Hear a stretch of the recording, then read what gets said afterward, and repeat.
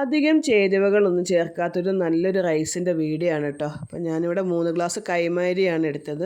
നിങ്ങൾക്ക് വേണമെങ്കിൽ റേഷൻ കടയിലെ അരി എടുക്കാം, അതേപോലെ പച്ചരി, നമ്മൾ സാധാ ചോറ് വെക്കണ അരി, ഏതരി വേണമെങ്കിലും എടുക്കാം കേട്ടോ. അത് നല്ലപോലെ കഴുകി ഒരു പാത്രത്തിലേക്ക് വെള്ളം പോകാൻ വേണ്ടി വെക്കണേ. അതിന് ശേഷം കുക്കർ അടുപ്പത്ത് വെച്ച് കൊടുത്ത് വെളിച്ചെണ്ണ ഒഴിച്ച് കൊടുത്ത്, വെളിച്ചെണ്ണ നിങ്ങൾക്ക് ആവശ്യത്തിന് ഒഴിക്കാം കേട്ടോ, അതിനൊരു കണക്കൊന്നും ഇല്ല, നമുക്ക് ഇഷ്ടത്തിനനുസരിച്ച് ഒഴിക്കാം. അതിലേക്ക് 1 സ്പൂൺ നെയ്യ് ഒഴിച്ച് കൊടുത്തു. അതിലേക്ക് നമ്മൾ കറുവപ്പട്ട, ഏലക്ക, ഗ്രാമ്പു ഇട്ടു. ഈ കൂട്ടത്തിൽ തന്നെ നിങ്ങൾക്ക് പെരുംജീരകം ഇട്ട് കൊടുക്കുക കേട്ടോ. അപ്പം ഞാൻ ആദ്യം പെരുംജീരകം ഇടാൻ മറന്നു പോയിരുന്നു. അതിനുശേഷം നല്ലപോലെ ഒന്ന് ഇളക്കുക. അതിലേക്ക് സവാള, ഇഞ്ചി, വെളുത്തുള്ളി പേസ്റ്റ് ഇട്ട് നല്ലതുപോലെ ഒന്ന് ഇളക്കി വഴന്ന് വരുന്ന സമയത്ത് 2 തക്കാളി ഞാൻ ഇതിലിട്ട് കൊടുത്തിട്ടുണ്ട്.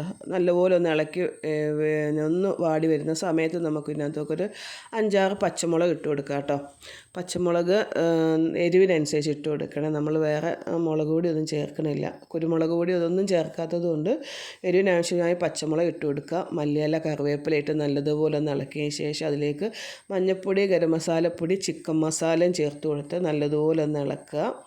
അത് നമുക്ക് ഈ വെള്ളം പോകാൻ വെച്ച അരി ഇട്ട് കൊടുത്ത് നല്ലതുപോലെ ഒന്ന് ഇതിലെ വെള്ളം ഒന്ന് മാറുവോളം നമ്മളൊന്ന് ഇളക്കി ഒന്ന് വറുത്തെടുക്കണം കേട്ടോ.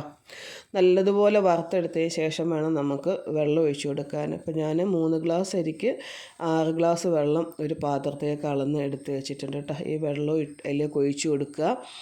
അതിലേക്ക് ഉപ്പിടുക, എന്നിട്ട് നല്ലതുപോലെ ഇളക്കി. പിന്നെ ഇതിലേക്ക് നമുക്ക് ആവശ്യമായിട്ട് ഞാൻ നല്ലൊരു ചെറുനാരങ്ങ നീരുടെ നീരൂടെ ഒഴിച്ച് കൊടുക്കുന്നുണ്ട് കേട്ടോ. പിന്നെ തൈര് ഉള്ളവർക്ക് വേണമെങ്കിൽ തൈര് ലേശം ഒഴിച്ച് കൊടുക്കാം, പുളിക്ക് ആവശ്യമായിട്ട്. എന്നിട്ട് ഒരു വിസിലടിച്ചൊന്ന് വേവിച്ചെടുക്കാം കേട്ടോ. അതിനുശേഷം നമുക്ക് എന്താ പറയുക, ആവി പോയതിന് ശേഷം എടുക്കാം. നല്ലൊരു റൈസാട്ടോ ഇത്. എടുത്ത് തരുമ്പോൾ നമ്മുടെ കയ്യിലൊന്നും പറ്റത്തില്ല, അങ്ങനെ നമുക്ക് എടുക്കാം. ഞാനിത് ഡെലിവറി കഴിഞ്ഞവരെ നോക്കുന്നതായതുകൊണ്ട് രാവിലത്തെ 10 മണിക്കത്തെ ചോറിനും, അതേപോലെ കുഞ്ഞുങ്ങളൊക്കെ ഉള്ള വീടായിരിക്കും ചിലപ്പോൾ ഞാൻ നിൽക്കുന്നത്. അപ്പോൾ അവർക്ക് സ്കൂളിൽ കൊണ്ടുപോകാനും, അതേപോലെ ഒരു ഗസ്റ്റൊക്കെ വന്നാൽ കൊടുക്കാനൊക്കെ ഞാൻ ഇത് ഇടയ്ക്ക് ഉണ്ടാക്കാറുള്ളൊരു ചോറാണ് കേട്ടോ. അപ്പം നിങ്ങളൊന്ന് ട്രൈ ചെയ്ത് നോക്കണേ.